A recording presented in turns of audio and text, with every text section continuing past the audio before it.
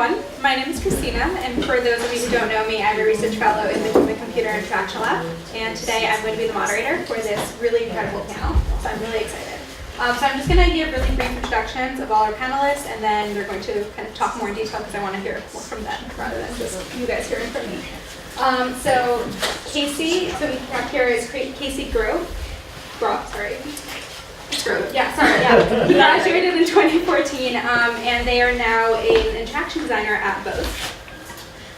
Then we have Zaza who graduated in 2009 and is now the co-director of the Design Thinking Initiative at Smith College. And Stephanie Hood, who graduated in 87 and is a user experience design consultant. And our last panelist, who I'm sure is having trouble finding the room. Yeah, she'll be here very, very soon. It's hard to find this room. Is Consuelo Valdez, who graduated in 2011 and is now a senior UX designer at Confer Health. So I'm going to open up the panel by asking you guys to kind of elaborate a bit on what you do in your current position, and then share with us your journey from Wellesley to that current position. In that order, or? In any order that you want. And you guys can start from middle, you don't have to keep to the order that way. You spell first. So. Oh no, I think we go in order. We go, this way. Okay. Oh man, all right. Well, I guess, okay. Hi, I'm Casey. I am an interaction designer at Bose, which is right out in Framingham. I actually started as a contractor at Bose about 3 years ago, and converted to full-time after like about a year of extending contracts. Turns out being full-time is pretty sweet. And I sort of started working on mobile apps and moved a little bit more into voice interfaces and hardware stuff, and now I'm back in the mobile app space. I work mostly on music service integrations and third-party APIs, so sort of how we work with partners. Wireless speakers and Bluetooth speakers and stuff like that. That's both things, right? The journey from Wellesley. You don't have to. So I graduated in 2014 and I worked on campus for another year. I worked in the HCI lab. I had a job there in undergrad and just sort of stuck around for a while as a research assistant / programmer. And when I was hired at Bose as a contractor, it was actually mostly as a prototyper. I do sort of more strategic design stuff and less like in the weeds things, but my foot in the door was my sort of programming background from when I was a computer science major before I was an MAS major. Yeah. That's probably a common theme. So my name is Zaza and I'm class of 2009. I currently work at Smith College where I run their design thinking program. So it's a program in human-centered design. I started working there in 2015, and they pretty much, so it's an initiative, like a pilot program, and they pretty much hired me and said, here's an idea, make it happen, design your way through it. So I kind of do everything from sort of big picture strategic planning to the implementation of it. So we have a makerspace that I designed, and it has a classroom and a studio, and then I teach classes in design, and I also run faculty development workshops, basically training our staff and our faculty to think of themselves as designers. So my brand of design is human-centered design or design thinking, which is all about sort of the concept is if you are working in whatever field you're typically dealing with some kind of problem, and oftentimes we see these as technical problems, but human-centered design emphasizes the people who are impacted by those problems. So let's say it's a sustainability issue, who are the people who actually have to live in this area that's impacted by the factory? And so put them at the center of your process. And the premise of design thinking is sort of introducing non-designers to how designers approach problem solving. And yeah, that's what I do. So my journey from Wellesley, I graduated in 2009. I went straight into grad school. I did a PhD at Stanford in learning sciences and technology design. So it's also like media arts and sciences at the time. It was kind of like a weird new program. Everyone's like, what do you guys do? Is it robots? Like, no. So it's kind of it has a two-part mission. The first is learning sciences, which is the study of how people learn. That's an interdisciplinary field. It's kind of a combination of psychology, cognitive science, and anthropology. So understanding what's happening in your brain, but also socially when people are learning. And then the technology design piece is how can we design technologies that are used in learning spaces. So it could be, you know, gadgets in the classroom, devices in the classroom, or in the workplace, but it's also learning experiences, and that's what my focus is. So this is a learning experience. Your time here in college is a learning experience, and if we approach that as designers, we might do a better job of sort of preparing students for whatever they want to do. I'll stop there. Exciting. Let's see, so I'm Stephanie, and I work as an independent consultant in user experience design. I've been in the field long enough that I have to pause when I say that because I've had about 5 different titles for the same thing throughout the process. You know, initially as like, it used to be interaction designer, used to be user interface designer, human-centered design, lots of names, lots of things. It's always the same. The focus that Zaza was just talking about, the emphasis on understanding the user and designing for them. So the kinds of basically as a consultant, I do anything that clients I have need. So currently I'm designing a new tool for a company that makes wind turbines, and they need a tool for helping people to design the tower that holds up the wind turbine. So that involves understanding the type of user who would do that. In this case, it's a design engineer, interviewing people like that, and making kind of mock-ups and prototypes of what ideas for a tool like that might be, showing them to people, getting their feedback, talking to engineering, and keep on redoing that as many times as you can until someone says, no, we have to ship this thing. So a lot of design projects like that. Also user research, you know, sometimes someone just wants me to come in and help them evaluate a tool, and also some teaching. I'm very interested in what you're doing at Smith. I've helped out in an online course in design thinking last year. That was really interesting. And I also, for the last 5 years, I've regularly helped out just sort of for free out of interest in a course at MIT in the mechanical engineering department, taught by Maria Yang, if anyone knows her, mechanical engineering professor. She has a half semester design course for mechanical engineers where they get into the design thinking stuff. So that's fun. Okay, my journey from Wellesley. So since I could be all of your mom, I think I could be your mom, almost everyone in this room. So I graduated in '87. There was no such thing as the major you have. And the first thing I think of whenever I'm invited to talk to anyone who's doing this major on campus, I want to say, you guys are so lucky. This is awesome. So that there's you, and bringing together the things on campus where you make things, you know, the computer science and the art, it's the synthesis on campus instead of just the analysis. So the first thing I feel like saying is, you guys are lucky. So when I arrived in '83, I guess, so I was interested in art and I was interested in technology, and it's just a happy accident that it all worked out, that there was like a career to do something with. I ended up being an architecture major, which helped me to understand that I was actually interested in design as a form of visual application.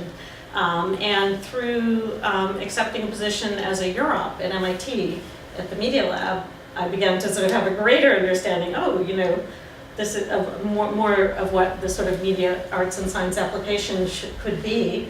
I actually took a job as a programmer after I graduated. I had taken enough courses to do that. But in doing so, I finally realized that what I was interested in was the human side, the design side. I did further education in graphic design and an internship at Apple, sort of the mecca in their advanced technology group. Suddenly brought it all together with an emphasis on understanding people and making that the first thing you do before you design anything. So that's my story. And I've worked at several companies since then.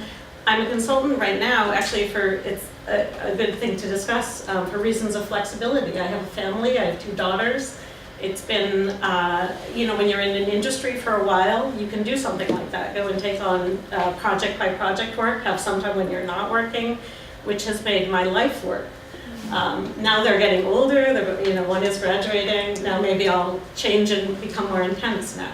But it's been nice, it's been a field that I could grow and change in that way as well. So. Awesome. Well, thank you.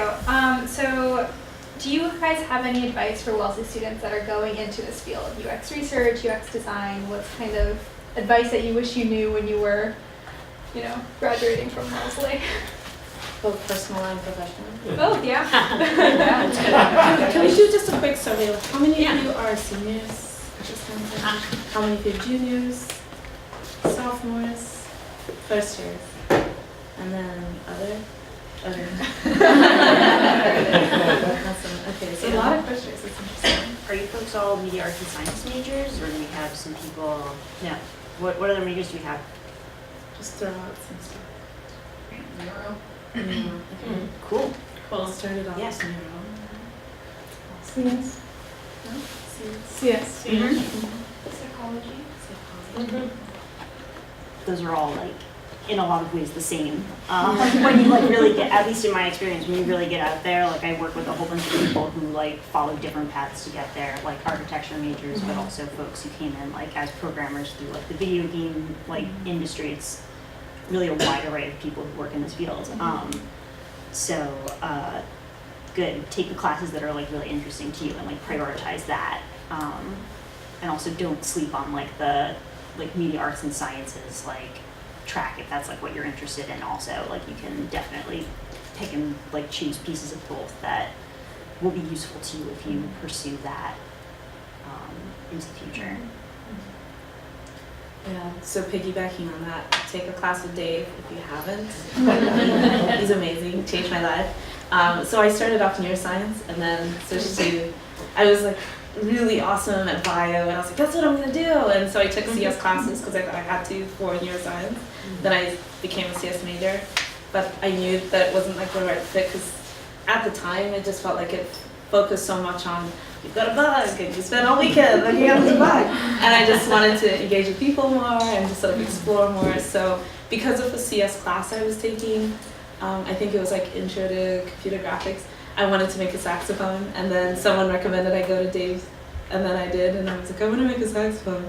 And he was just like, okay. And introduced me to like the world of Maya and then as soon as I could I switched majors and became a media arts and science major. So I think they instated the major just in time for my graduation. So I got to put that on my transcript. So my advice is, I think there's a lot of sort of pressure to pick the perfect major and have the right combination of majors, minors, and concentrations and things like that. But it really doesn't matter what you do. It doesn't matter, it's just a piece of paper and I swear to you within 2 years, you're not even gonna remember what it is, except for that you put it on your resume. So what matters is sort of carving out this path, like flip through the course catalog and get a sense of, just mark classes that are interesting to you, regardless of which department they're in, and then take those classes. So especially for the first years, I got that advice from a senior when I was starting out because I didn't know what I wanted to major in, and I just marked everything that was cool and made sure that every semester I took at least one of the classes on that list. And during my time here, I took sociology classes and I took a religious studies class, and they ended up being some of the most transformative experiences for me. And I find times even today, almost 10 years later, where I'm leaning on some of the things that we covered in those classes. Because really what you're doing now is just sort of laying a foundation for the kind of thinker and maker you're going to be. So the major itself doesn't matter, just make sure you're asking questions that you're curious about and sort of pursuing topics that seem appealing to you. I completely agree with that, actually. I often, when talking to young people in the field, I feel like people are afraid they're going to make some sort of misstep, like, and I agree. I feel that whatever you do, even if you try something, so for example, I went to work as a programmer at first, and I was like, this is neat. I feel like I'm like in the right field, but I'm wearing the wrong hat. I was like, okay. So then I went to design school, but it was great. I could make stuff, so that helped me there because I could implement some prototypes. So whatever you do, it's not the wrong choice. It all feeds into each other. Maybe you took a religious studies class that helped you understand people better when you're interviewing them later or something. So I'm completely in sync with you guys on those ideas. Yeah. So you can kind of let some things happen. It's not a field like medicine where you're going to do this, and have certain retraining times. It's more, a little bit more fluid than that. You can react to things as you go.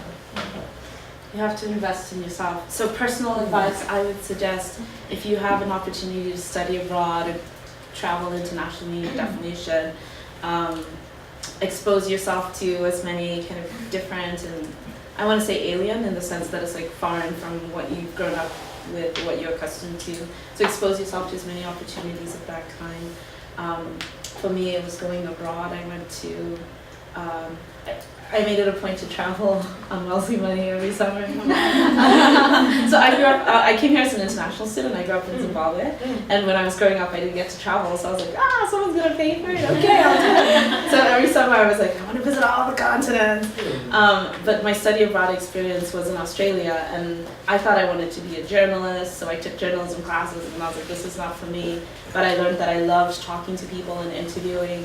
And so I found ways to reroute that into something else. But I would never have had that experience because I don't think Wellesley emphasizes journalism in the same way, right? So stepping out and being in a foreign context often helps you just sort of see yourself in a fresh perspective and reframe who it is you are. So give yourself that freedom to evolve and redefine yourself. Don't put yourself in a box. Right. Yeah. And then invest a lot of time and energy into your orgs, like the student associations and things like that. A lot of the stuff that I do in my job, like day to day, is like things that I did when I was in the Wellesley African Student Association. So we'd like plan conferences and film festivals, and so now when I'm planning events and programming at work, it's like a piece of cake. It's like, oh yeah, this happened in 2008. So these are just like things that fortify you. You're not just your major, you're not just, this discipline. It's also kind of crafting. Think of it as like a recipe, and you're sort of gathering all these ingredients, and then you'll figure out exactly what to do with it when the time comes, when you have to. Yeah. So following on that, how do you guys think that Wellesley prepared you, and how do you think that Wellesley did not prepare you for your current work and current life? For work or life?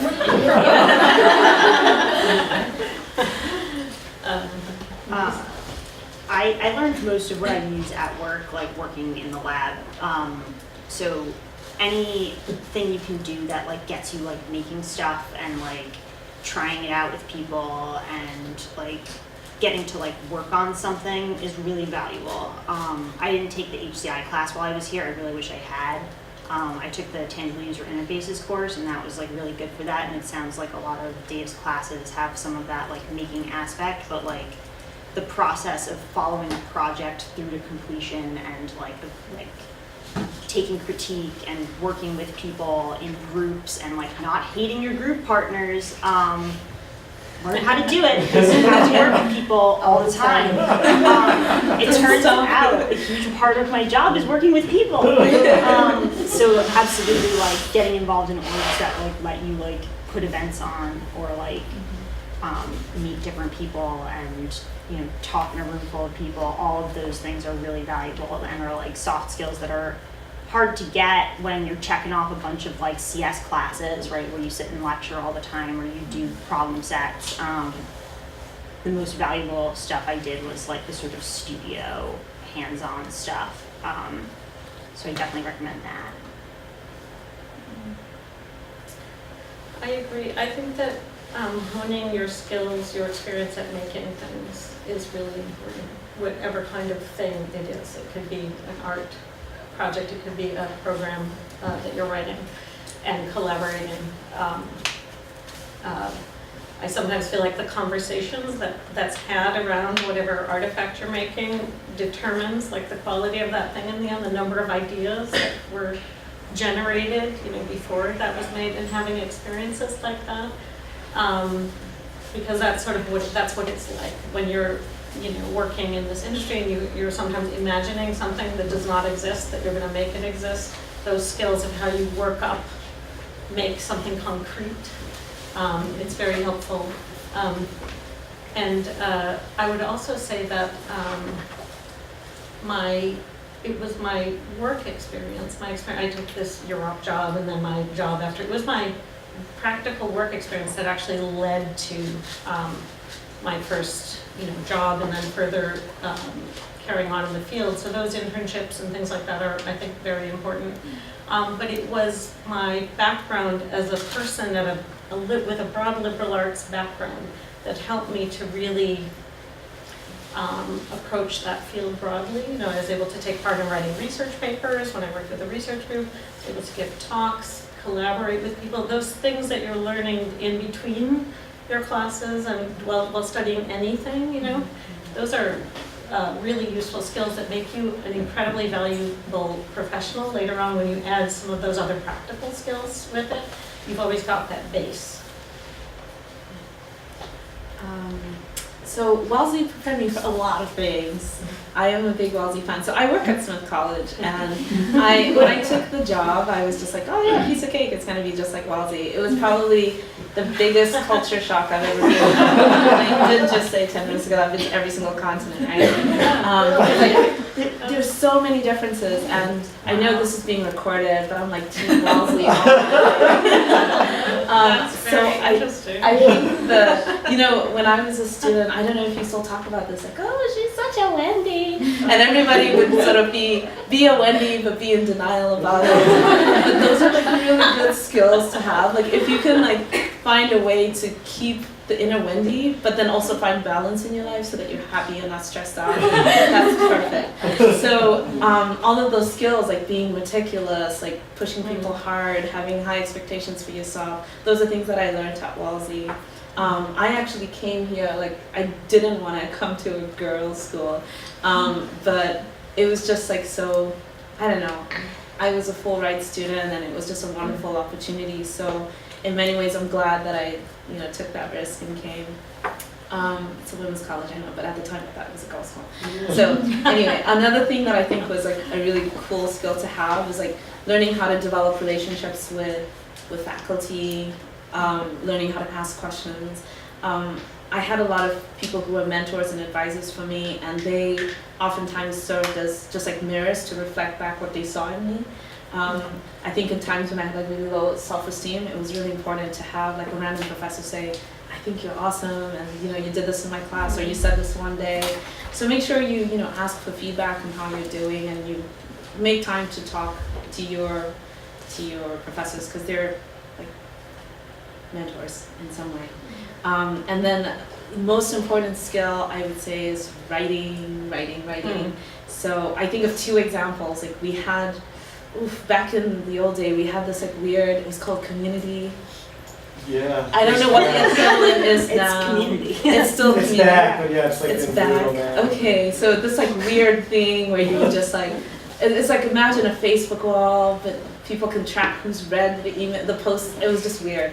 So you would write this poorly worded email, and then people would flame you. And 600 people we hate you. So you learn to really pick your words carefully, and that's so important now in the context of work email. You don't want to press send. Right. So oftentimes I'll type out this email, you're so annoying, I need this from you now, and then I'll leave it and then come back to it after a cup of coffee or tea, and I'm okay, edit, nice, thank you. So important skills to learn. But even more broadly speaking, I think writing is, no matter what profession you're in, no matter what you do, you're always going to have to communicate with somebody in writing, and learning how to sort of convey ideas, learning how to be articulate to the point, but then also to sort of inspire people, motivate them to give you what you want. I think I learned that my first semester. I don't know, there was some form you're supposed to fill out and I never did. And then I found out that some of the other African students had gotten free laptops, and I was like, what? So I was let me write an email. So I wrote this really long email about oh my gosh, I'm a CS major, and every time I figure out what's wrong with my code, I have to walk to the campus center, or to the science center, and it's snowing, and I'm African, and the snow sucks. And this really compelling story about why you need this thing, and then they're oh yeah, you should get a laptop too. So that was probably one of the things that happened to me at Wellesley that I'll never forget. You might think that doors are closed to you, but if you a carefully worded proposal or letter or invitation will open up a lot of doors for you. So don't undervalue that, and invest a lot of time in figuring out how to write well. And if you're not a writer, I actually work with a bunch of people who their whole job is writing things down.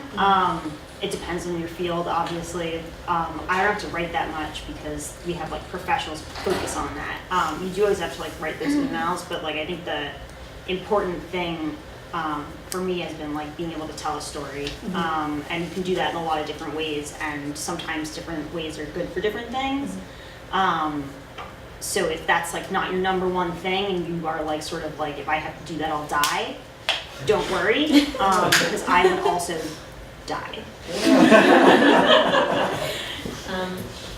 I think in design you often have to explain your rationale, why you made the choices you made. So learning to speak and present well and to visualize what you're talking about, to make concrete in some form, a drawing, a representation of some kind, and to talk to that and to tell the story, maybe the user stories behind why you just made those choices, why your group did. Those are, I'm sure you have opportunities in all of your classes to hone your presentation skills. I think those are also really, really useful. Yeah. I haven't found a way around presenting things. You sometimes have to put them in PowerPoint. Well, yeah, I mean, and there's a bunch of new tools now. I mean, there's the Apple slide thing, but then there's this, do people use Sketch here?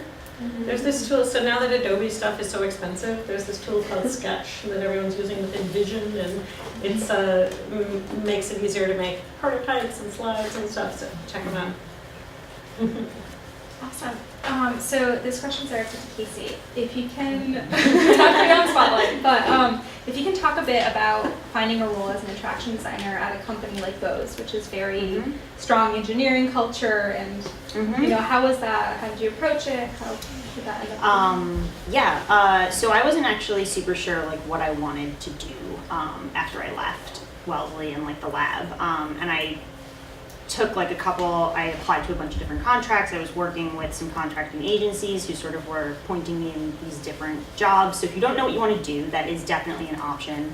As an aside, you know, you can take a 6-month contract and try it on and just see how it fits. And that's basically what I did with Bose. I didn't super want to like go to my interview because it was all the way out in Framingham, and like the fact that it was so like engineering focused was kind of maybe not what I thought I was looking for. So definitely like don't expect that like just because it's not like a design focused thing that there isn't like really great valuable work and like a focused design team behind it. Just might be not part of like what the brand is. We are like really focused on like better sound through research and like engineering and football. But like our actual products, like there's a whole design team behind that. And I came in when the sort of user experience team was very small. We were just sort of starting out like 3 years before. So a lot of what I did there was sort of helping build up what has become like a much larger team. And we've been working a lot as a team on like increasing the presence and consideration of design and the user's experience in like a company that like before now it was enough to sound amazing, you know, and we have to hit a higher bar all the time, and it's important for us to like look ahead to do that work. So sort of how I ended up working with the experience team was that like you have to make it a part of the culture, and that was like already in progress when I started, but it was like also a part of like what I've been doing the past 3 years. So there is design in all places, and if there isn't design, you can make it. You should bring it in, because there is a lot that can be gained from like thinking about a problem from that perspective and not just thinking about like the limitations or the capabilities of a system. Awesome. Can you guys also, I know that Stephanie briefly mentioned this at the beginning, but can you talk a bit about the different positions and roles that are available for media arts and sciences majors? There's so many terms that get thrown out there, like UX researcher, UX interaction designer, so you guys can talk a bit about navigating that minefield. I mean, basically each situation is different. Casey just mentioned she joined a small team at first where maybe people might wear multiple hats. And then if you join a larger team, maybe there'll be more defined roles, like people who really focus on the visual design, people who focus on the user research, people who focus on the implementation, people who focus on more of the higher level user experience strategy, so prototyping. So I feel like all of those things have to get done either in one person or in a larger group if you have the support to do that. So I don't know, does that make sense? I guess from a career perspective, you're asking, what are they called? I mean, I don't know, Casey, maybe your company might be a good example. We do a lot of acronyms. Yeah. As far as industry goes, right? Yeah. There are a whole bunch of different names depending on like exactly what it is you do. In my experience, a lot of people do a little bit of all sorts of things. So being able to pick up a tool and just like use a little bit of Photoshop and use a little bit of Sketch or a little bit of Illustrator can get you really far.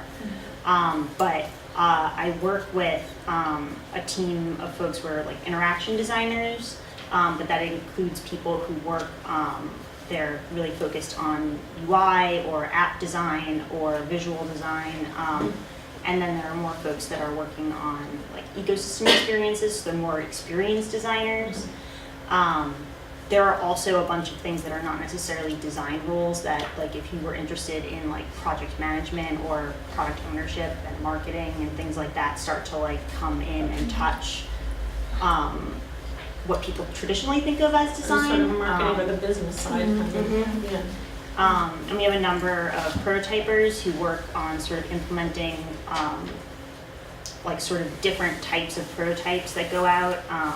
There are industrial designers, there are design project managers who focus on that stuff. I think that the field is a lot bigger and varied than people tend to think when they imagine like what a designer does. They like picture like, I don't know, Steve Jobs, like really getting into like the kerning of like letters, and that is like totally a part of it. And if that's something that like moves you, there is like always a person who can like champion that cause. So does that start to get into, right, we were talking about roles? Product designers. Yeah. Yeah. Yeah. I think one strategy Service is design. just to get in using whatever skills you have to offer. And when you're in, look around and see, hey, I'd rather be doing, I'm more interested in that, or I Yeah. love this, I'm so glad I'm in this one.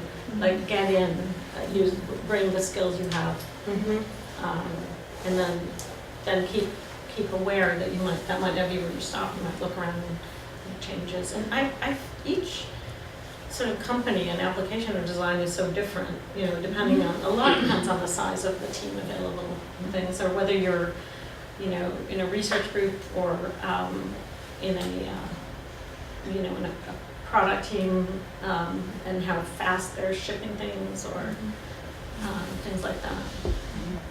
So in my world, we have product designers who are typically building some product, like a thing, working with plastic. You mean a or physical thing? A physical thing. Yeah. And then we have user interface and user experience, and sometimes, so that's UI and UX, and sometimes there's like, the slash, like it's the same, right? But it's not. So the user interface tend to focus on how does something look, like, cute graphics and Kind of the visual design, readability and things like that. And then the UX people will focus on, can people actually find where the click to the next thing is, and how does the organization of, it's mostly focused on sort of software, right? How does the organization of information help? And Takus used to teach this class that was like UX, like UI, UX introduction. I don't know if he still does. No. Oh. Okay. And then we have, in my world, we have a lot of user experience researchers who are, so they would work at a company like Facebook, and they're doing a lot of, either they're running experiments or they're doing studies of how people are using the product or the service that the company produces. So behind the scenes on Facebook, they're running all these. That's not behind the scenes anymore, but they're running all the studies with all the data you're so willingly generating for them, and they'll do experiments like what happens, like how do people post change if we show them, I don't know, their friends from college in the course of a month, right? And then just like seeing what effect it has. And the teams are, it's not as nefarious as it sounds. They're trying to deal with things like teenage suicide by kind of helping see if they can actually identify moments where, you know, kids are being bullied or kids are having a terrible experience and it's obvious on their platform. Places like LinkedIn are wonderful to sort of explore for jobs too. They tend to focus on more user experience meets marketing kind of things. So user experience research is another way to go if you're interested. You know, I think maybe the psych majors might find that appealing. And then in my field, like learning sciences, there's no like learning experience designer, which is like super bizarre, but okay, I'll take it. So this is, I think it's a combination of, you used to have like curriculum design, but now it's a combination of that and also product design. So you focus more on like learning tools, and as things go more digital, is sort of thinking about how to account for the change in people's behaviors and needs. Yeah.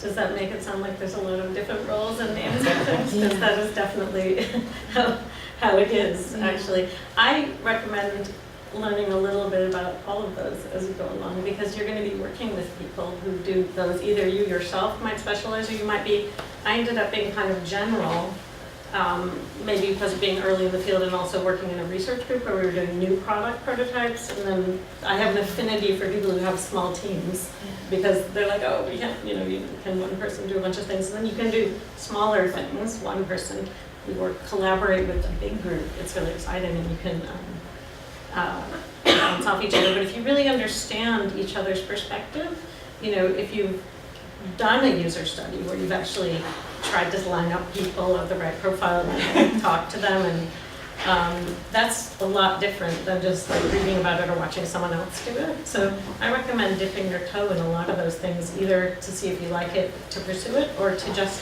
be a really good collaborator.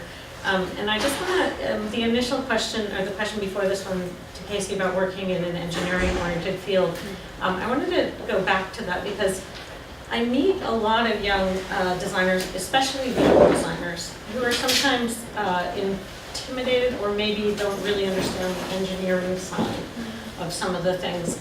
And I think it's critical to both to feel confident as a team member, and also to really understand the medium that you're designing for. Like all fields of design, you know, printing if you didn't understand how the ink was going to be layered on the page, you couldn't design as good of an end printing product. Fashion, you need to understand actually something about how the thing will be produced, or your fantastic design, you know, might not work right with the material and things. So I feel that this field has that same property, whether it's you're applying it to a physical product that has, like, you know, certain properties about how it's been manufactured, or to a software product that has, you know, is developed in a certain way. So really, you know, not being afraid to try to learn a bit of coding as part of what you do. If that's not your thing, learn it. So for the purpose of understanding it, respecting that team member, and not being afraid to make a point to them. My experience with working in engineering has been that it can be, people will argue to the death for their idea. There's like a cultural thing, you know, a lot of strong personalities. But one reason I love it is that if something makes sense, it makes sense. It's a results-oriented field. It's not about posturing. It's about, like, is this the right thing to do? Oh, I see, I'm convinced. But you have to be able to convince people. So you have to understand what they do too. Awesome. So the next question is for Zaza and Stephanie. When choosing graduate school, how did you guys approach that? How was that process for you, and why did you decide to go? Let's see, so I told you when I left here, I got a job, I was an architecture major who surprisingly got a job as a programmer, because I had had this job where I had to learn to program at MIT, and I took some classes in 2D and 3D graphics programming. So I was in the job, and I just had this realization that, like, this was really cool, what I could do, but I could tell I was never going to be a fantastic engineer. This wasn't my whole thing. And I just I met somebody in the organization. They were in the marketing department, and they were called the product planner, and he was making these like pages. He was deciding what we were going to make, like by talking to customers and drawing little pictures of them. He had a graphic design background. I was like, that's the one, that's what I want to do. You know, I really want to connect that. And so that, just that experience, getting out, getting some work experience, being in a company where somebody was doing something I was interested in, then I started to think about, you know, how to get there. And I decided that, I made a decision that, you know, art had always been sort of an important but part-time thing for me, like part of my major.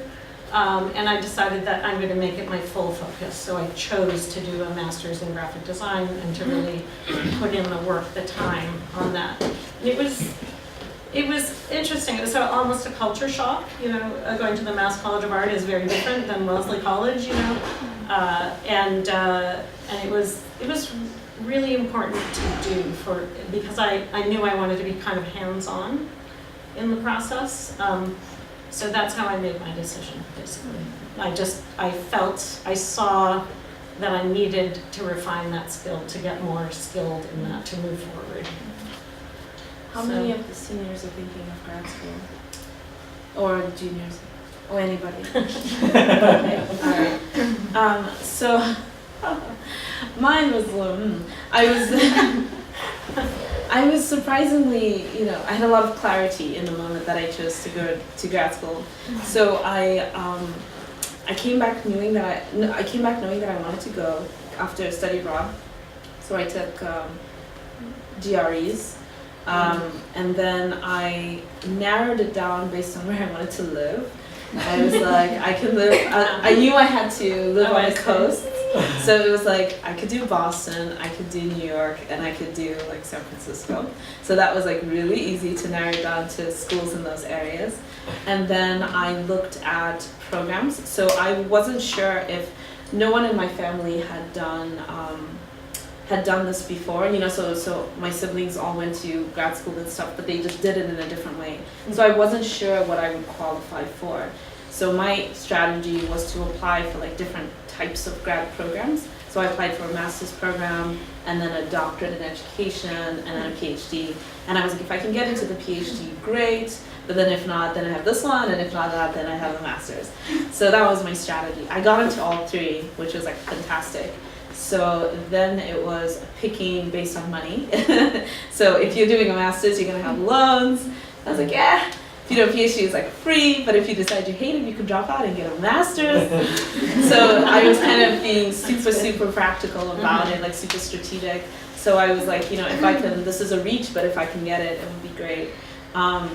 And I was looking at schools of education because I had done a lot of internships in education. So I was looking specifically for ways that I could, I wasn't an education minor or anything here. I just took maybe 1 or 2 classes.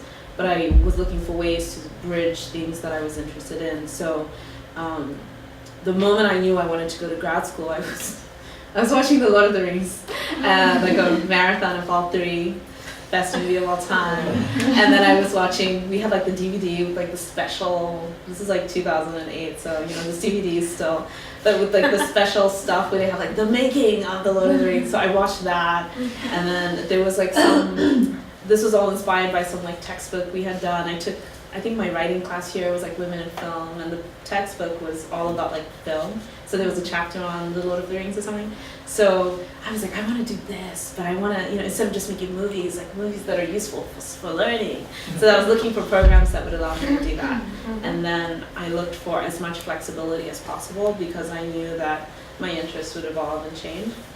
So programs that have as few requirements as possible, that was like criteria number 3. Yeah. That's good. I like the way, I think a theme that emerges listening to you is to get out and have experiences. I talked about a work experience, you had an arts experience or other experiences traveling, and you're reacting to them. Pay attention when you notice, wow, I'm really excited about that. Like, find out more about that, because that will carry you through, you know. One more thing about graduate programs. A lot of companies will pay for you to go to grad school and get your master's while you work for them. So if you're not sure about grad school, it can definitely, or you don't want to commit to like a PhD program, even if you can like hop out later, right? You can definitely like get a job in industry, and a lot of places will pay for you to take a class or two or decide how it is, and then sometimes they will pay you all the way through your master's. So that can be a part of your life, even if you decide to delay, or that you only want like the tiniest piece of it. If there's like a class you want to take, that's still out there for you. And there's a lot, there's something to be said for working first. I think if I were to do it again. So for me, it was because I graduated 2009 and 2008 was like the crash. Oh, so yeah. all of my friends who were 2008 didn't have jobs, So I was like, I'm staying at school until this crisis is over. But if I had graduated another year or a different time in the economy, I think I would have taken a year or two off to work. I was like the youngest in my program, and I could tell the difference between myself and people who had had a chance to work, because they came in with a very specific focus in what they did, and so they were more efficient with their time as grad students. So I guess you can apply for, I like your strategy of a scatter shot if you're not sure, because you can apply for programs and you can also apply for jobs and see what's the best opportunity that you get, Awesome. Well, I have one last question, and then I'm going to open it up to you guys to ask questions. But did you guys have any rookie mistakes? Any mistakes that, looking back, you wish you hadn't done, or at work. At work.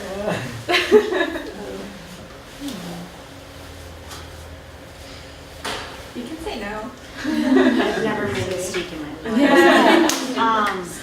I can't. It's funny because in design you're always iterating, like do you make a mistake? Like a mistake is something you learn from. It's like science, you do an experiment, it didn't prove the theory, oh, I guess I better have another theory. So it's kind of, you could say it's either all about making mistakes, or if that's what you mean. I mean, it's do something, learn from it, change it next time. It's iterative. You only stop because someone says you have to, because there's always a better and better thing that you could make. I think that probably the thing that I do more now that I should have done more like in the very beginning is like asking for help. A lot of the time, like, you don't have to just do it all by yourself, and you really shouldn't, because there are people who have like more knowledge of a particular thing, or they have the time and they can just do it like way faster, or show you how to do it faster. So like actually asking somebody for help, or being like, yeah, actually I'm like at capacity, no, I don't have time for that. That's like, you don't have to like it depends on like where you are, but you don't have to like always work nights like on top of your like 9 to 5, you know what I mean? Like, it's not, there's this expectation, I think, in college that you would just sort of like continuously work, and like in some environments you do have to do that, but you don't always, and you can also like say no to things, or get people to work with you and like give you that. And you can also like speak up for what it is that you want to do, as opposed to like what you're doing. You can often like, people want you to do your best work, and when you do your best work is when you like really care about what it is that you're doing. So as like an efficient allocation of resources, it's really good for you to just speak up and be like, I think that I could be way more useful working on that other thing. Let me know when like space is available on that project. That's what I'm into. So I would just say, speak up. You are your own advocate. Nobody knows what's going on in there, especially if you're like super agreeable about always doing like the least like appealing task. And you don't have to be like, you don't have to complain, but you should be like honest with people about how much of that you want on your plate. So there's some mistakes that I made a long time ago that I've had time to reflect on and correct. And I would say when I was a grad student, I didn't make as many relationships as I could have. And so when I needed things from people, when I needed people to support me, I had very few resources. So thinking about, I fixed that when I started working at Smith. I was like, okay, I have a lot of free time in the beginning, so let me emphasize like meeting people, having lunch, doing favors for them so that I can build my network. And that gave me a lot of independence, but then also a lot of, basically all these people who you build relationships with become just sort of agents for you. So when you have a question, you don't have to do the 10 hours of like digging through. You could call someone or email someone and ask them, and then they probably know the answer, or they know who will know the answer, and that saves you. So it's like a 10-minute email saves you hours of digging through that stuff yourself. So think of people, I think I find networking like, I don't know if I still do, but I did definitely when I was your age, like I found it intimidating. Like it's a thing you're supposed to learn how to do. But I think the reshift here is it's more about people you can do favors for. So always being on the lookout for like, oh, this person needs a hand with this and I can help them. That's how you build a network. It's sort of like people owing you something, and not in a mercenary way, but like people feeling like, wow, you care about them, I've made mistakes hiring people. So follow your instinct. You're just like, oh my God, I'm so tired of this search. Let's just take this person. And then, I've had to like fire someone, and that was like horrible. So, don't do that. If your instinct is telling you not to do something, don't do it. And then I made the mistake of, I was like, oh, I'm gonna negotiate for my salary, and I did, but I made so many rookie mistakes. Like I said a number that I wanted, and then they were like, okay, and then I realized it was too low. And so make sure I think there's like advice you can get from like the CWS. No, career education. Oh, it's Destiny. Right, so ask Destiny. That's advice on how to negotiate. That's good. Learning to negotiate, that would be a great skill. That is, Yeah. That, I'm sure, I've made mistakes in that department too, definitely. I want some, and I did this on the phone too. I was like interviewing for like just a consulting gig with the World Bank, and they're like, so what's your hourly rate? And then I said a number that I thought was high, and then we continued the interview, and then at the end of the call, it was another woman. She's just like, okay, the interview's over now. I just wanted you to know that like we pay 10 times that. And I was just like, okay, good to know. So don't throw out numbers, okay? If you're not sure what you're doing, just sort of like put on your poker face. Can you talk a little, because it can be very industry specific, and sometimes, especially in roles that are emerging or changing, it can be very hard to do that research. Yeah. So can you talk a little specifically about like, if you know of resources to do the research, or if you would literally just be connecting with people who you feel are like, in your network and would be like safe to connect with, like how would you kind of go about doing that? Things like Glassdoor, you can look up Yes. and get a general idea and a location-specific idea, because that makes a big difference. Yeah, Glassdoor is good. Yeah. And networking with people at local organizations. So like, in this area, there's like the UXBA, or, there are different organizations, professional organizations. If you go to networking events, you can share information with other people there, asking that kind of question that's very local to your area. That's also helpful. Yeah. So for me, because I'm in education, in higher education, so Glassdoor is a good one, but then we work on pay grades, and so you can like look up the pay grade of a person, and then you have to like figure. It's like a bit of like guesswork, but you can get a sense of the range, and then you can also compare, because all public universities put out their information. You can sort of compare. Right. So I actually had to do like a salary renegotiation, and I used just like stuff that I could find on Google.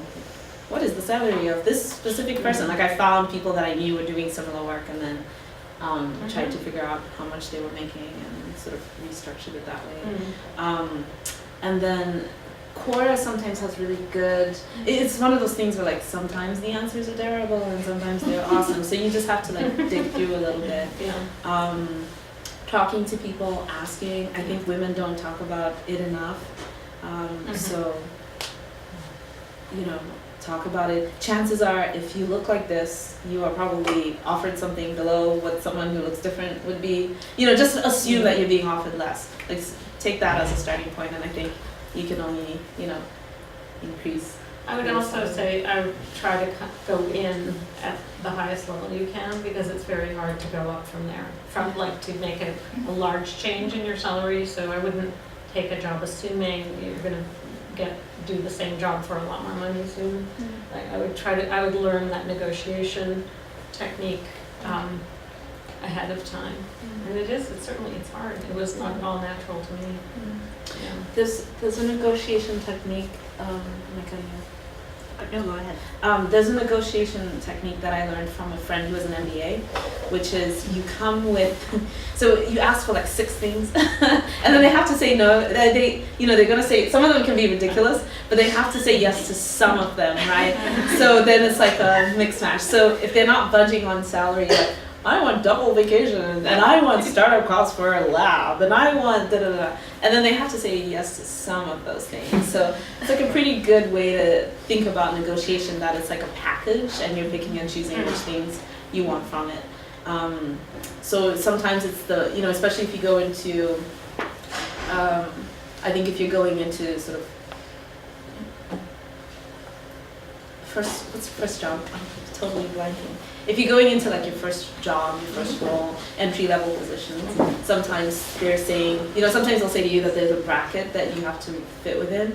So then you can talk about, alternative ways to think of it as a benefits package. So alternative ways that you can be compensated. Oh, I'm so sorry. She can talk now. Yeah. Tell us everything. Oh, hello. Consuelo. Yes, yes. My name is Consuelo, UX designer at a healthcare startup. Welcome. Thank you. Sorry to interrupt. I'll stop. Casey, did you want to say something before? I did have one more thing on this. One of the advantages of contracting is that the folks that the recruiters I was working with, it was in their best interest to talk me up as much as possible, and they argued for my salary because they got a proportionate cut based on what the final contract was. However, it did turn out later on they were taking a huge cut of what they were paying for me. So there is this sort of person that it's in their best interest to increase the price for you as much as possible and then minimize your cut of it. So there's that is a sort of double-edged sword. It did make it really easy to negotiate my way into a full-time position because they could pay me less and still give me a raise. So just an option. Awesome. Well, Consuelo, do you want to talk a bit about what you do and your time from, how did you go from Wellesley to your position now, and an introduction? Sure. I'll be super brief, and if anybody has questions, I'm happy to talk about it after. So I worked with REIT at the HCI lab after I got a media arts and sciences degree here in 2011. And I did a ton of research with REIT, and I absolutely loved it. And then I wanted to go into industry because I felt like grad school wasn't for me for a bunch of reasons that I can talk to you all about if you're not sure about industry versus grad school. And I found a job at a healthcare security company called Imprivata, and they're in Lexington still. They were a small startup at the time, and eventually they IPO'd, and it got really crazy very quickly. But it was a very interesting dynamic where I started with just 2 other designers, and then the team grew to 12 with a dedicated UX researcher, which is a boon and not typical of the industry depending on how big the company size is. And I actually got to go into hospitals and watch nurses and doctors use the software that I designed to help them, improve their day-to-day lives. And from there, I went into another startup that did cloud security, which is very separated from the consumer end and working with very advanced expert users, which was very exciting. And that startup got acquired by Cisco, which changed the dynamic significantly again, where it was a very small 50-person company, and then it became 70,000 person company, right? Because that's how huge Cisco is, with its benefits and then its detriments. You get a giant bureaucracy, and then the day-to-day life changes significantly again. So if you're also curious about small to big companies, startup to corporations. I can talk to you about that too. And I eventually started looking for other jobs outside of that. Security job, and now I work in a consumer healthcare startup, and we just went out of stealth mode. I don't know if you're familiar with the startup life cycle, but you go from a Series B or incubators where you're kind of quiet because you don't want to make a big splash before you actually have a product. So we've been developing the product for over 2 years, and an article in the Boston Globe went out Sunday. And we have a new video all presented around this at-home diagnostics revolution that we're trying to build, where we bring diagnostics at home and you can test yourself for STDs, and you can manage prostate cancer antigens, and you can manage a bunch of things you couldn't do in the privacy of your own home now, or is really expensive. So going through that entire product life cycle, that's what I'm working on now, which is a very interesting space, but it comes with a lot of gnarly bits like FDA compliance, and all of the nonsense that comes with that. So, yeah, in a nutshell. So I'm going to open up to questions now. Hopefully you guys have some. If not, I can keep asking questions. I don't have a question, but I want to make a comment about two of the things that came up when you were telling your story. So one of them is how changing companies a lot and things like this. This is a field with innovation in it. Things are rising and falling all the time. Your job security or your skills, not the particular job. So you'll move and change. That's the nature of these kinds of businesses and things. And then the other thing you touched on, you're in this area of healthcare. So I wanted to remember to say tonight that you can pick a domain of interest, like the thing, you know, an application. You don't have to be someone who designs just anything, whatever comes along. You might have a strong interest, say, in making things for healthcare better using technology, and you know, just saying as I don't know if that's your thing, but maybe that's your thing. You know, say. And I was always really interested in the authoring process. Like, so I worked on programming tools for making special effects in video, or now this thing I told you about designing the tower thing. I'm always interested in making a tool that lets people make something. So that's been kind of my theme. And so that's a kind of, or maybe you have an education-oriented bent, or you know, and I haven't, you know, whether Casey, this is your first thing, or whether sound or whatever. But you can kind of stay in a domain, and you tend to then learn a lot about the technology in that domain, and kind of become almost a content expert in that domain. So design is, you know, all designers, I think, in the end strive. They want to be a part of what the thing is, not just how it is designed. And I'd say that's true in any field. So that can kind of be, you can really work that in this field, because there's a lot of different sort of rich themes that you can plug into applications of what you do. So I just wanted to add that on, because your story so nicely summed up both of those things. Okay, questions? I can start off with it. Oh my goodness, I'm so sorry. That was disgusting. So first of all, Casey, I have a contracting job. Waiting for me in September, so I was just wondering if you could elaborate more about what role you played in your negotiation. And then for in general, I find that employers nowadays are really looking for that sort of narrative of what your domain is a lot earlier on in our careers, when we have absolutely no idea what we want to do. How do you take that jack of all trades liberal arts quality that we have and turn that into something that we can say marketably, this is what I'm about? So I guess, yeah, there's like one question and then the second question.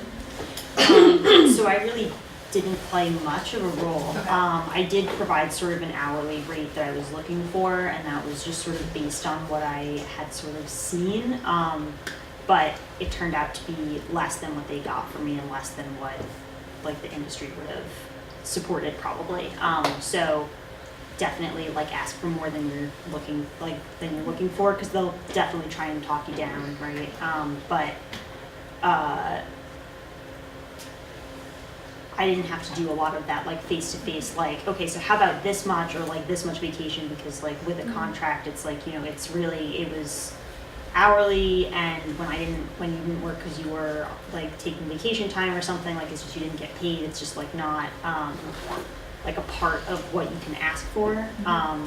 And with that comes the flexibility of like you can leave when the project is done, you know, and like you can try something on, and a lot of the times contracts will pay like a greater hourly rate than like a sort of out of the gate salary position, just because there is this sort of insecurity of like when the contract is done you might not get rehired, right? So with that in mind, especially, like always like ask for more, I think is basically what you can, it's not gonna steer you wrong. The worst thing you can say is that's a little bit high, you know what I mean? And they'll just offer you something less. Write your dream number Yeah. and then add 20%. 20%, okay. Or 30, depending on how confident you are. And the more confident you are about the interview and how it went, add more. I would say, so to your second question about how to take the liberal arts education and sort of market it, right? Yeah. Sell it to people. Oftentimes when they're saying they want you to craft the story of expertise in a specific domain, what they really want is somebody who's T-shaped. You know, like they're very broad, they know a bit about everything, and then there's like something that they have a lot of in-depth experience with. So that's going to be whatever you've spent most of your time here cultivating, right? So if it's CS, like, okay, I'm really great at programming, here are some examples from my portfolio. But then the breadth thing is, when you're preparing for your interview, what I would recommend you do is you take sort of like a very broad swath of the news. So it depends on the field that you're in, right? So if you're going into tech, for example, look at Crunchbase, look at just like what's happening in the world right now, and look back like the last 3 months. And then take a few issues that are interesting and think of a way that your training, a class you've taken, or an experience you've had in the summer can speak to that issue, right? So, oh, Facebook is going through this right now. That reminds me of X, Y, and Z, and I'm prepared to do this kind of work, and playing up things in your resume or things that didn't make it onto your resume. So that's kind of an example focused on like tech, but I think you could do it in any context. So that's exactly right. It's like taking a lens and looking at yourself and your background through that lens and telling them a story that that shows what you do know that's relevant to what they do. And then oftentimes in recruiting, I feel so, I'm saying all these things now because I've been on the other end, right? Like hiring people. What people want to know is that, like, are you going to, like, how much support and hand-holding are you going to need when you start? And that's typically the concern they'll have with people who are fresh out of college, right? So showing them examples of how you can work independently, showing them that you've thought about you've thought about what your first month is going to be like at their company or at their organization. So from from the job description and all the research you do on the role, sort of thinking about, here are some questions I want to be asking in my first month. I'm curious about like who on the team, covers these things. Like just actually speak to some content from the work that you'll be doing. That's going to be like, okay, this person is actually thinking to not day 1, but like day 12 or something, right? So showing them that you're going to hit the road running is going to help make you seem like a strong candidate. And that you are proactive, that you don't have to wait for someone to tell you. So early in my career, someone gave me this advice: never go to a manager with a problem, go with a solution, because they're very busy. And so, but if you're the kind of person who goes and says, well, I noticed such and such wasn't working so well, so I had this idea, maybe we could do X, then you're providing them with the answer, and that's what they need because they're super busy. So being like proactive with your ideas and with your activities. And along a similar line, as someone who's recently been on the hiring, someone who's almost right out of college or just a year out, what you're looking for as an employer is someone who has all of the skills and maybe just needs refinement. So if you can demonstrate that you have expertise in some areas of UX, be it user-centered design or interviewing or thinking quickly about multiple solutions, diverging and converging when you're thinking in a problem space, all that workflow, if you have pieces of it that you can demonstrate in your portfolio or just through stories of your homework assignments, that shows that you have the raw material and they're more willing to take you on if you need a little bit more mentorship. Thank you. Good question. My question is about, like, as a designer, a large part of it is taking like critique, and not necessarily from users, but maybe also like from people on your own team within your own company. How do you take that critique and like make changes to your own ideas while also to like make your work better, while also kind of remaining true to like why you made this decision in the first place and communicating effectively that way? You kind of have to agree together. It's the things you're designing are very complex artifacts that have to be actually built. They have to work. So there's a lot to it. Any one person's one idea, it just can't be looked at in isolation because it'll have an effect on the business side or on the implementation side. So it's really, you should always bring your ideas and argue for, if you can back them up with especially reasons why it's better for the user, the customer in the end, then you'll be listened to really good. But it's definitely a result of a group conversation what the product and group work what the product ends up being. I don't know if that exactly answers. Yeah. And try to show it to at least one person before you've done too much. Right, so the closer to start you are, the less you've invested as far as like time, energy, and self-esteem and sense of identity. So that's often a really good time to get a good conversation going, to get feedback. And then in my world, it's like put it in front of users and let them be the judge, right? That is usually things are about. Yeah, and bring them as early into the process as involve them as early as possible. Yeah. I think it's really important not to take it personally. I do read a lot of user reviews and they're awful. It's really bad for your self-esteem at first.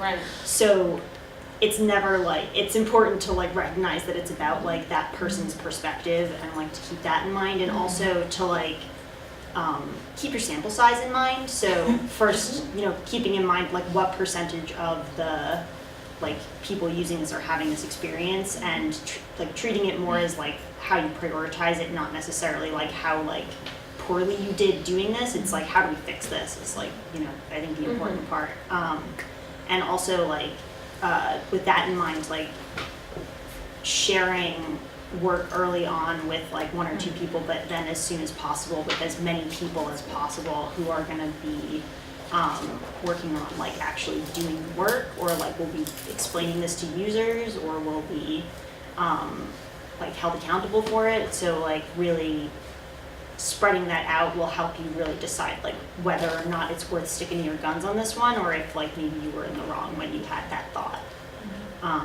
Doesn't mean that even if lots of people are saying you should never say like, well, I really think we should. I think it's about deciding whether or not it's like worth that particular battle.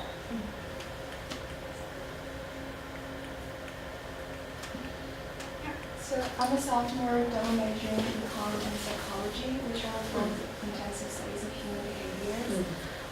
And I've always been very interested in art design. I visited a few design companies with the break and got more sure about wanting to work in a design company. But on the other hand, I don't really have a very strong design background, like a portfolio. So I guess my question is really how much knowledge or expertise in design do I need to start working in a design company, and what are the possibilities for me as someone with a social science background? So, the area of product management, which is sort of coming more from sort of the marketing and business side, is very like design thinking, has invaded that space. They are also designing the product. It's just at a higher level. So you can work in this field in that area without having to be the person who implements the code or does the design. It's very, very good to be able to convey your ideas concretely though, like being able to sketch things, being able to use there's tools out there, things like Balsamic or other things where you can just pull rough things together. I think, so what I would say is, if you don't want to be the person who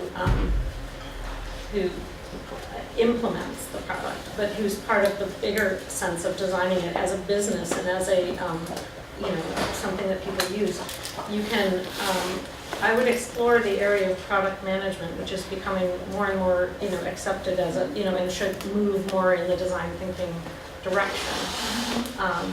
But I would emphasize, I really think you need to learn to make your ideas concrete. Just saying them in words, everyone's thinking a different thing. Being able to represent them in some way, rough sketches, mock-ups, is very useful. You want to talk to me? Sure. There's also something you said for user researchers, user experience researchers, which I think would be a very good fit, similar to product management. And if your desire is in creating things and really solving a problem, then PM makes more sense, product management. If you like the question and the exploration and the validation, like what do people really need, then it may be a little bit more user research, because that's a different space. There is an intersection, but it's really what drives you to want to design something. Yeah. So maybe other concrete things. So you're a sophomore. Take your interest in psychology and go in the direction of cognitive science. So if there are any courses that sound like that, or you can ask your professors for some ideas about how to do this as an independent study, or special studies, I don't know what you call it. Because there's a lot of overlap there. Like sort of systems thinking and how people respond to the thing they're interacting with. So you can go down that path and sort of argue how psychology informs user interaction and user research. And then another thing you can do is start reading books, like, I don't know, lean startup. So learn about a few like techniques that are used in industry. So design thinking is one, and it's a really good broad one. But if you were actually working in a company, you would be using, I'm thinking of like lean startup as something that they can read for the econ side of stuff. And jobs to be done is another one. So it's kind of thinking about, it describes like methods that people might use in the workplace where they're doing design and sort of trying to push out a product. So it will give you some insight into whether or not you want to do this, but then also give you things to learn about, while you're working your way to senior year. And remember, you don't have to figure it all out now, because you can try something and then react to it as you go along. And those are two very good majors, very versatile. You had a question? Yeah, are there any specific computer programs or general skills like public speaking that you wish you had been able to learn earlier on, or that you just find you use a lot in your day-to-day work? I think the public speaking is very, very useful, and I wasn't very good at that in the beginning, and I think as much getting used to. Someone said earlier, did you say, Casey, show your work as soon as possible, like not stay harboring, designing the perfect thing, because there's a saying that we want to fail fast, right? You want to get that's why are we designing and not building immediately, because we want to figure out what's the right way to build it with taking into all these things into account, what users and business and everything. So you want to represent, fail fast, and learn to just put it out there.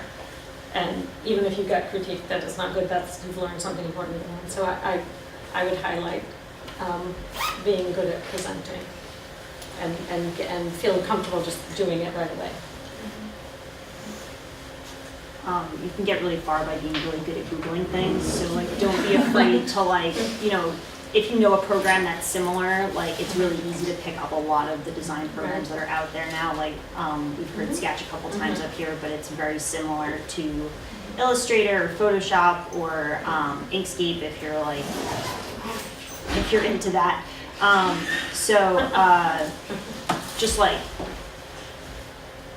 if there are tools that like seem like, I want to be able to make the stuff you can make with this thing, start with that and see if it like, just like try making some things, and don't be afraid when you see like a new interface with like new toolbars in new places. But I think that a lot of folks these days, because we spend so much time on computers, it's like easier than ever to sort of pick up a new tool. If you don't know the specific thing that like a particular like posting is asking for, they're like looking for somebody who knows about, I don't know, they know about InVision, right? You can just like get a trial, try it out, and then you can say that you know InVision, you know what I mean? You might not know everything about it, but like just confidence is like, it's, like you can learn how to do these things, I guess is what I'm trying to get at here. The tools change all the time, just like the companies, you know. So your attitude is, I'm designing for people, and we're going to try to make a good product that works and has all these things, and I'll learn whatever tools that I need to do it. My 2 things would be, teach yourself something random.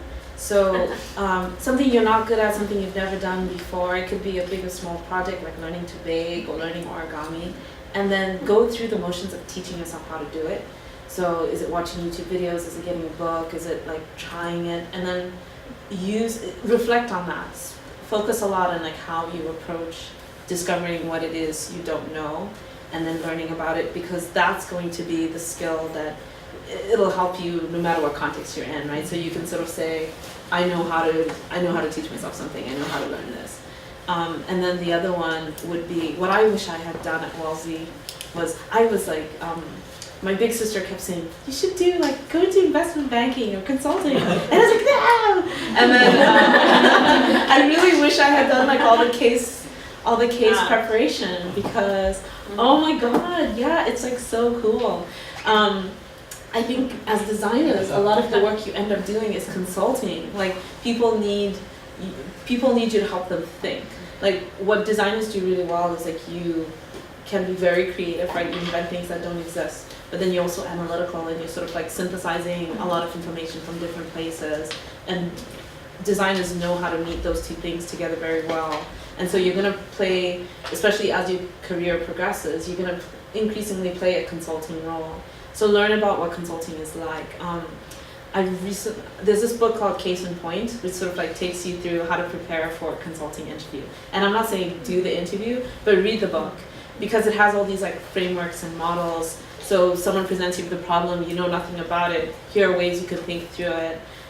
It's been a really great resource for me.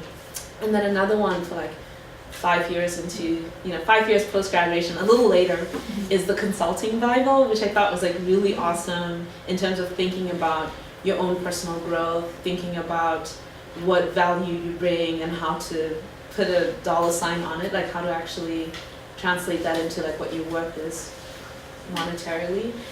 So those books are like really awesome, but they're tailored, they're for consultants. I don't know if you would. Yeah. Right, that's interesting. Since I don't know.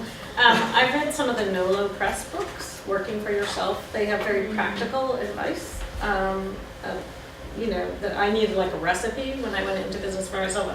What do? Am I self-employed? I set up an LLC because it gave me some like protection of, our family assets or whatever.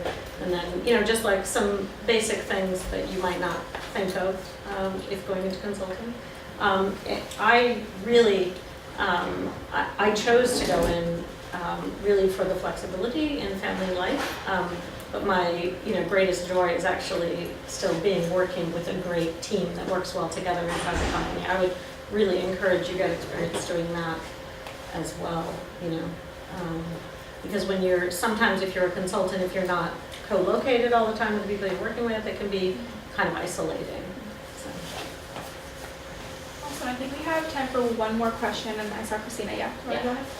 So as a person with more class experience and less like professional work experience, I find that a lot of the jobs I'm looking at I'm not totally qualified for.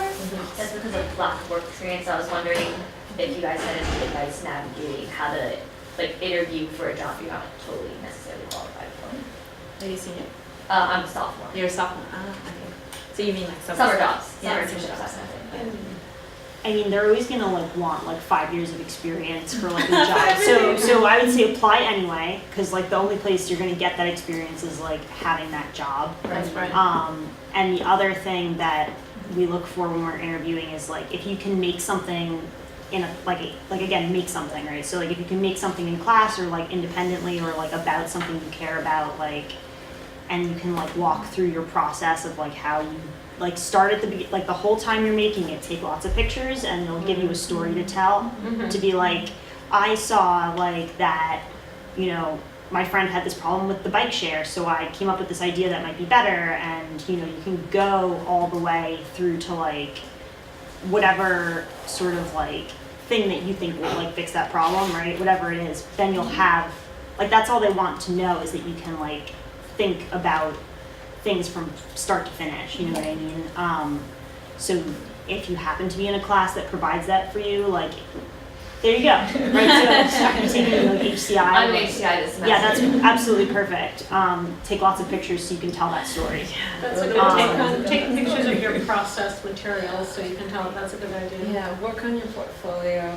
I didn't document maybe about like 80% of the projects I did in media arts and sciences, and then like 2-3 years later I was like, damn, and it was gone, right? So take pictures of your final projects and think about the story you want to tell. Like, it's so easy now to have a website, it's so easy to have a YouTube channel, so why aren't you doing that, right? Like, put yourself out there and tell a story about what your interests are and what kind of work you do. There's this really cool thing, is it called Behance? Yeah. Where a lot of designers put up their work, you know, big, small projects. So make sure you've got an account and you've uploaded at least three projects there. Yeah. Behance and Dribble are places where people post a lot of their work. If you can't get access because some of these are invite only, you can do it on Instagram.